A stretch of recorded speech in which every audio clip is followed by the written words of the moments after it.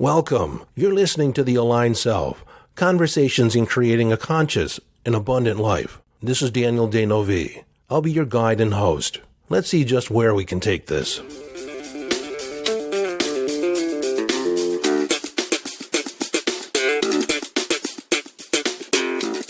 Hello, friend, and welcome back to the conversation.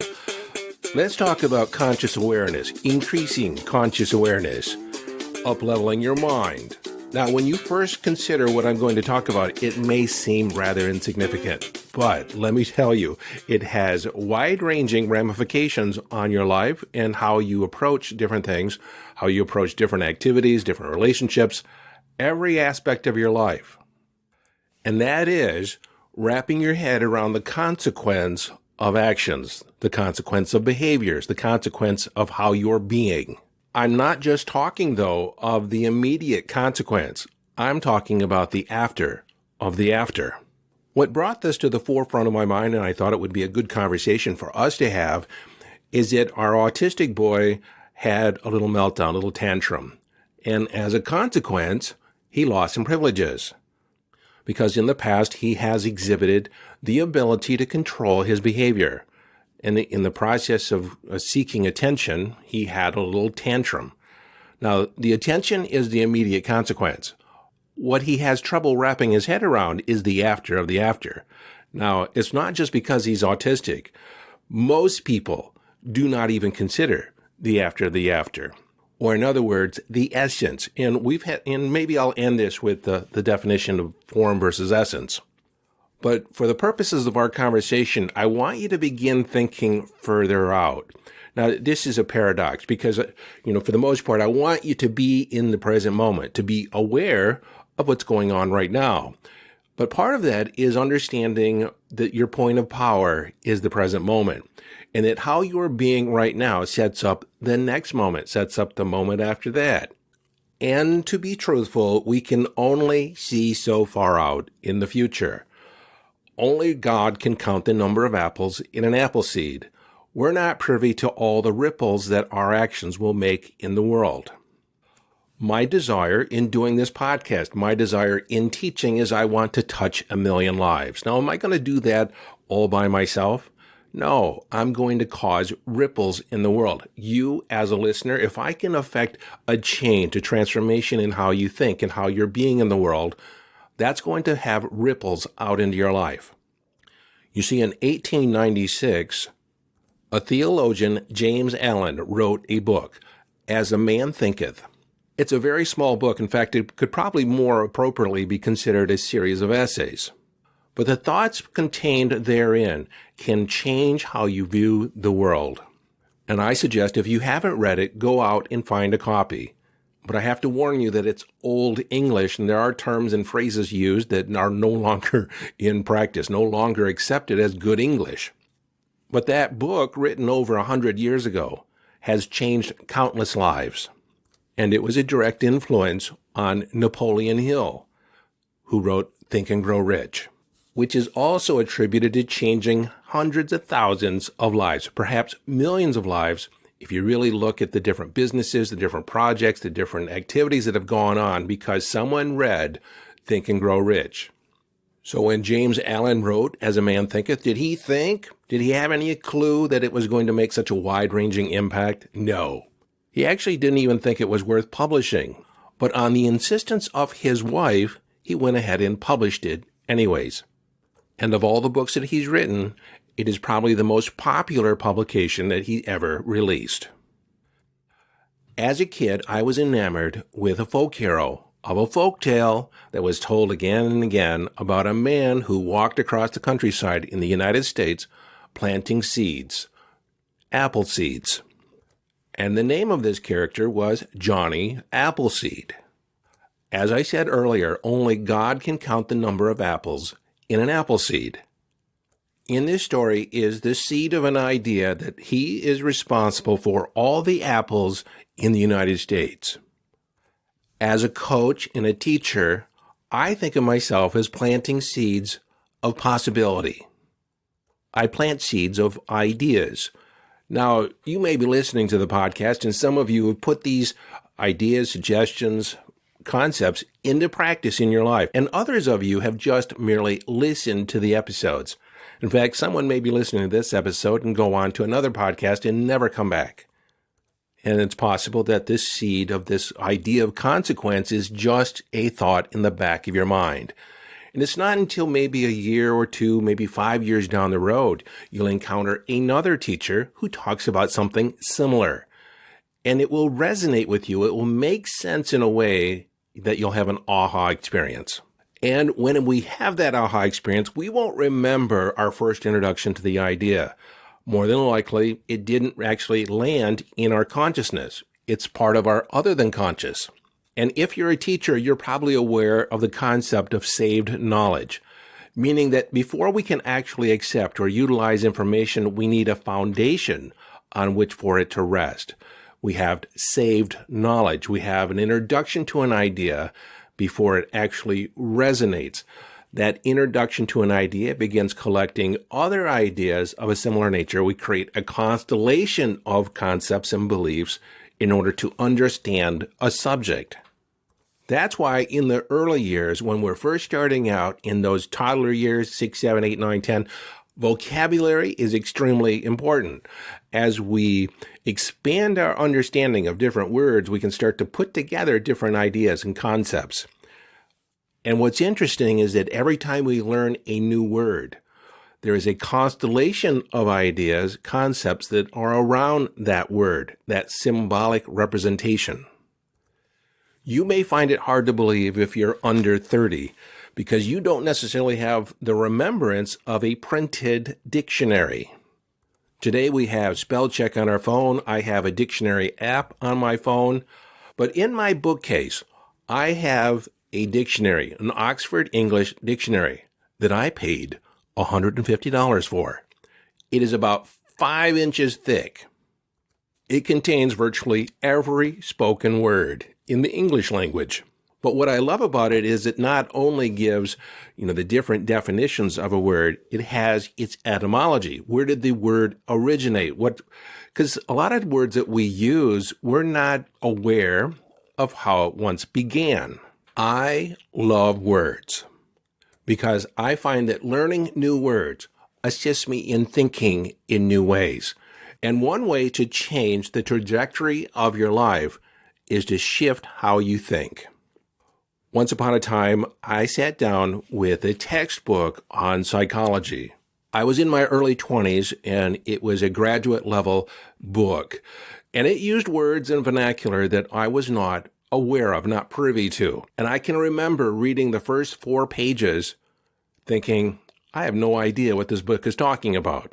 I can't make heads or tails of it. So I actually sat down with a dictionary, and every word I did not know, which was virtually every other word, I looked up. In addition to looking it up, I wrote it down, and I wrote out the definition on a note card. When I was done, I had 168 note cards of words I did not know and did not know the meaning of, didn't know how they were used. But afterwards, I understood that text. That single action, that single struggle, so to speak, expanded my thinking. It expanded my ability to hold concepts. It expanded my ability to understand. It was a very powerful exercise because if you think about it, how often have you read a book, read a paragraph over and over and over again, especially when you were younger? A lot of people don't read much after 25. But when you were younger and you read a book, how often you would read a paragraph, not understand it, and then simply move on, not completely understanding what you just read. What did you put in your brain? Now, I've often learned new words. And what surprises the heck out of me, once I learn a new word, I start hearing that word all over the place. They say it on the news. I hear it on a sitcom, or I hear it in a movie. And because I now know the word, that exchange had new meaning to me. And then I wondered, how often have I heard that word and it never resonated? How often has things been said to me and I'm not fully understood? Because I either created my own meaning around it or I just simply let it pass over. But I have to be honest, the purpose of this episode is not to extol the virtues of a vocabulary, but that there is saved knowledge, that there is an effect or an after effect of the effect. In other words, the consequence of the consequence. One mental exercise that I suggest you do is to take a look or review your life. Look back over your past, look back over the journey that you've had, and what were the forks in the road? What were your choice points, your decision points? And what would have happened if you made a different choice at that point in time? For instance, part of me can look back when I chose to get married. I asked my girlfriend at the time to marry me at age 24, and I was married at age 25.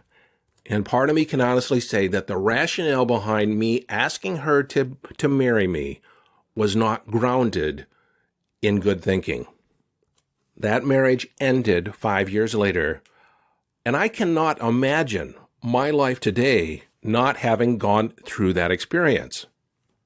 Because as a result of going through that, even though at the time it seemed like a bad decision, or not the most elegant choice. But in that judgment, it's only because I'm thinking that it wasn't necessarily a successful union, not in the way most people think. But when I look back on it and think of all the opportunities and situations that opened up as a result of going through that and coming to certain realizations about myself and the decisions I make and just the change in my mind, change in my thinking, I cannot imagine what my life would be like today had I not entered into that union, not gotten married. It's very possible I would not be here on this podcast. I would not have worked the number of people that I've worked with over the years. It would have been different.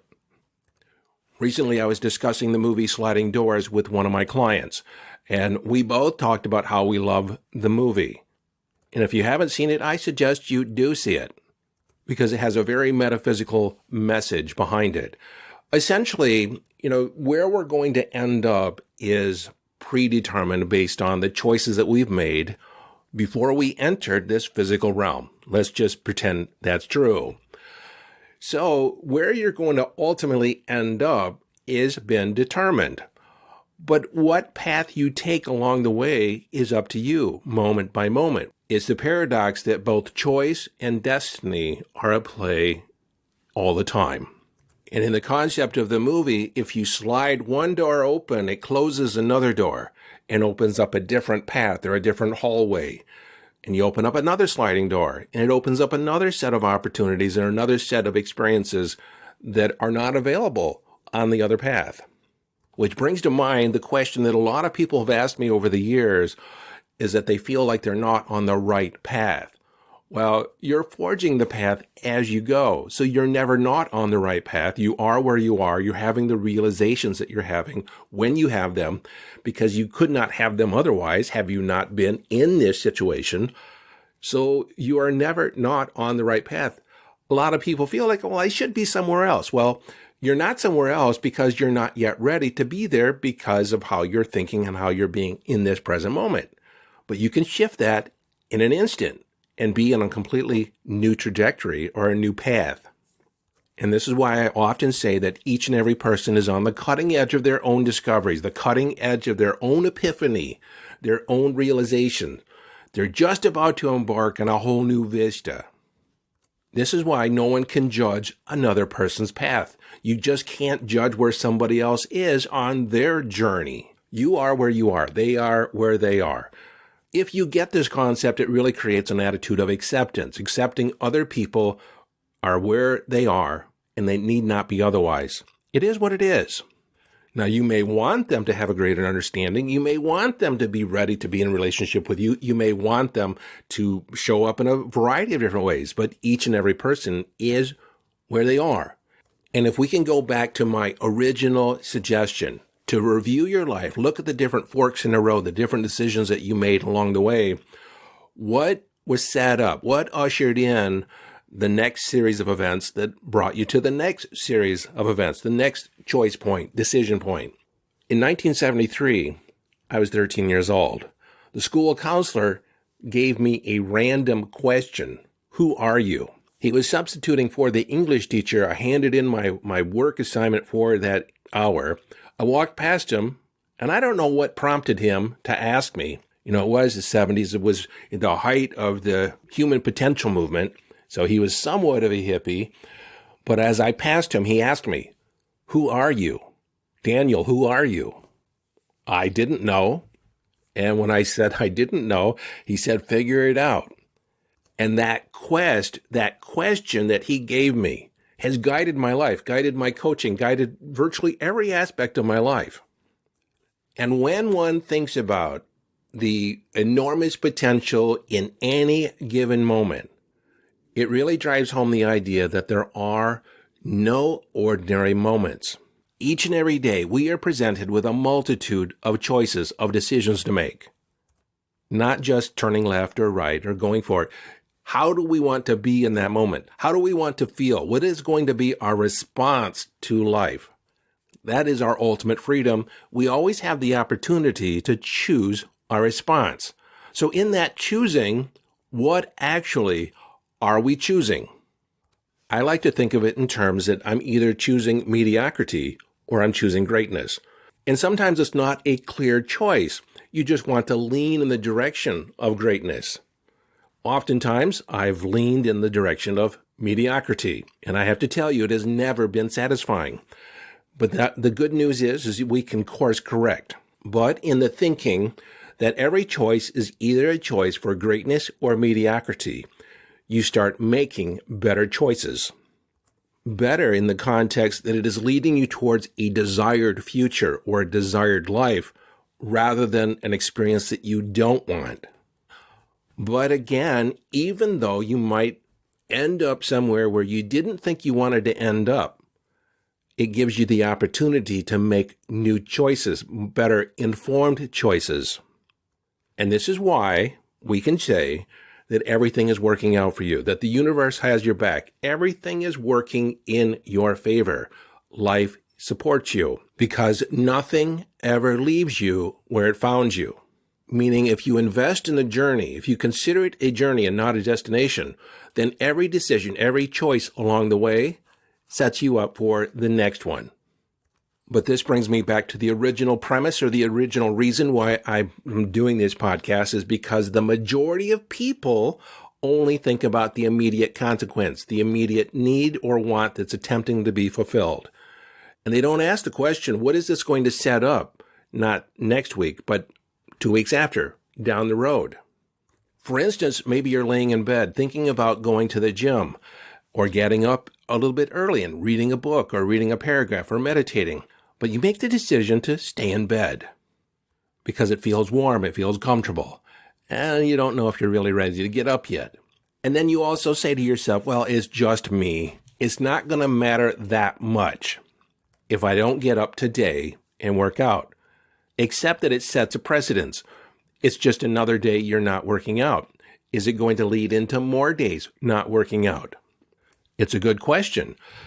If you choose not to get out of bed, are you willing to make a new commitment and saying, tomorrow, I must get up, I will get up, and I'll go to the gym with renewed vigor, renewed commitment. So you don't necessarily have to put your nose to the grindstone and make it a have to. But as long as you recommit to the next time, recommit to the after of the after, then you don't necessarily have to be extremely rigid in your thinking. You're allowed to play in or listen to your intuition. And it's also in that assessment. Is it your intuition? Is your intuition really telling you to stay in bed? Or is it another aspect, another personality, another aspect of your persona that's saying, maybe you shouldn't work out today? But I'm asking you these questions so you can begin entertaining the idea of the after of the after.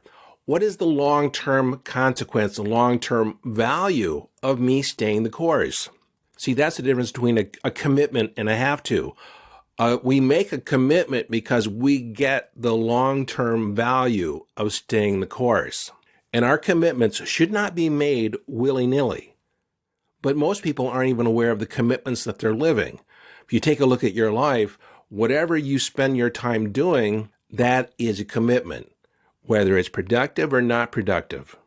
If you have the choice between receiving $5,000 or a new mindset, a new empowered mindset, choose the mindset, because the money will come and go. I often tell people that invest in coaching with me that are concerned about the price or concerned about the investment, that ultimately you are the real winner here. You exchange some money, a little pile of money, for a shift in mindset, a new way of thinking. And within a month or two, that $5,000 that you give me will be gone. But the empowered mindset, the new way of thinking, will be with you the rest of your life. And it's going to have a ripple effect. It's going to have a compounding effect in your life. You cannot even see where you're going to be at the end of a year, 2 years, 5 years down the road, the amount of happiness and joy that you're going to have access to. Never underestimate the value of a good idea. Back in 1988, when I invested $8,000 in my NLP, my Neuro-Linguistic Programming certification, I had no idea it was going to end up here. I had an inkling. I had an idea that it was going to lead me somewhere amazing. But it took years to actually put everything into place. Because unbeknownst to me, when I got the certification, my life was way off course from where I wanted it to be. Part of that awareness that I was off course came from the training. So in my estimation, that initial investment has been priceless. And if I was to measure it in monetary terms, it would be 100-fold return. And this is the mistake a lot of people make, because they get caught up in the price of something and they're not connected to the value of it. You have a decision to keep the $5,000 in your bank account or travel the world. I would say travel the world with the mindset that you're going to learn, become more, to open up new opportunities. You can always make the $5,000 back. Nobody can ever take away your experience. No one can ever take away your knowing.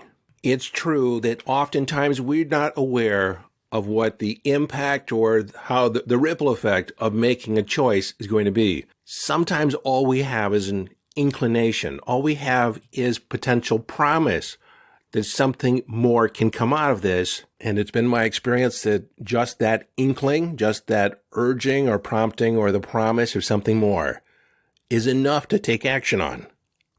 When I made the decision to invest in my future by taking the Neuro-Linguistic Programming training back in 1988, I did so based on a magazine article and a classified ad in the back of Psychology Today.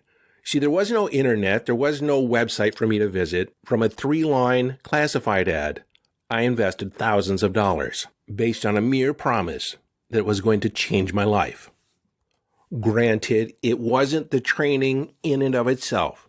It's what I did with the training. It's the decisions and choices and actions that arose out of me being in that training and seeing something more. Applying the skills to my life, applying it to the lives of my clients. Another memory popped in my head. In 1979, I was a vacuum cleaner salesman. I sold vacuum cleaners door to door. And I had the opportunity, didn't think of it as an opportunity at the moment, but I had an opportunity to invest $29 in going to Ford Auditorium in downtown Detroit and listening to some motivational speakers. Who is there? Well, Wayne Dyer was there. He had just written his book, Your Erroneous Zones. I really found Wayne to be particularly motivating for me. But in addition to Wayne, I also saw Zig Ziglar, Dennis Waitley, Victor Cavett. Many of you don't even recognize those names, maybe apart from Wayne Dyer. But that day, those talks, those conversations changed my life, changed the trajectory of my life. This was long before I got the NLP certification.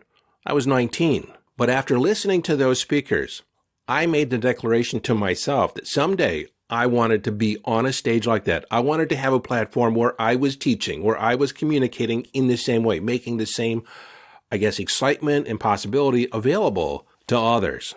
I had made a decision to pick up the torch and hand it off to others.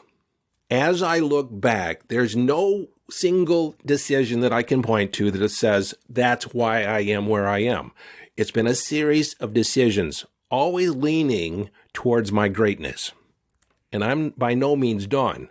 But if there's one message that's inside this conversation for you, is that there are no ordinary moments. There are no ordinary decisions. Every choice is a choice for either mediocrity or greatness. And if you have a choice to gain a dollar or experience, go for the experience. Orient your mind around the idea of what's after the after. After all the dust clears, what will be left? What is the essence of this journey? What is the essence of this decision? I said earlier that I was going to talk about form versus essence. See, a lot of people get caught up in the form of something. They want the relationship. They want the money. But they don't want the relationship. They don't want the money. They want what the relationship or the money will provide them. You see, they don't want the money in and of itself. It's a means to an end. And what is the end? Some people say travel. They don't want to work anymore. Well, what will that give you? They say, well, it'll give me a sense of freedom. Well, you are already free. You already have the ability to make a choice in your life. You choose how you feel. You choose the direction you go. You have freedom. No one can take that away from you. But let's say you do have a certain amount of freedom. You can make different choices in your life. What will that make available to you? It's the after of the after. Ultimately, it leads to a sense of satisfaction, a sense of ease in your life, a sense of security. Now we're getting down to the essence of money. You don't necessarily want a relationship for the sake of having a relationship, because anytime you interact with somebody else, that's a relationship. You are relating. You want the opportunity for intimacy. You want the opportunity for connection, for conversation, to be understood. There's a whole list of criteria that can be made available by being in the right relationship. And what makes it right? Well, if it satisfies your criteria for the things that you want, the essence of a relationship. The essence is what's left after all the dust clears. It is the after of the after. When you can orient your mind towards the consequence of the consequence, the long-term consequence, what's the long-term value? What is the essence of this activity? What is the essence of this relationship, this decision? When you can connect to that, then you can get what you want much faster. You will also find that your life is a lot more purposeful. It will feel more valid, and each and every choice will take on more meaning. Life will become more meaningful to you.